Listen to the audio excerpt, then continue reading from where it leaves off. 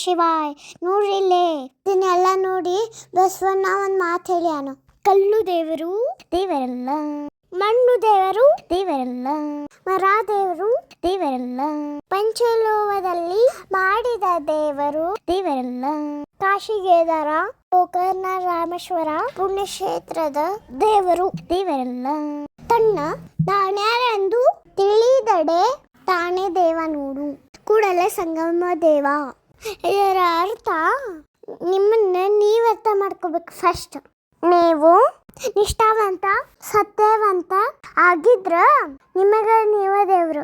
ನೋಡ್ರಿ ಯಾವ ದೇವರ ಖುಷಿ ಅಕ್ಕನ ಹಿಂಗ್ ಮಾಡಿದ್ರ ನೀವೇ ದೇವ್ರಾಗಿದ್ರ ನಿಮ್ಮ ಮೇಲೆ ಈ ತರ ಕುಂಕುಮ ಅರಶಿನ ಹಾಲು ಪತ್ರಿ ತುಪ್ಪ ಬೆಣ್ಣೆ ನೀರು ಎಳ್ನೀರು ಅಂದ ಎಣ್ಣೆ ಹಾಕಿದ್ರ ಹೆಂಗ ಅನಿಸ್ತೈತ್ರಿ ನಿಮ್ಗ? ಸ್ವಲ್ಪ ಯೋಚನೆ ಮಾಡ್ರಿ.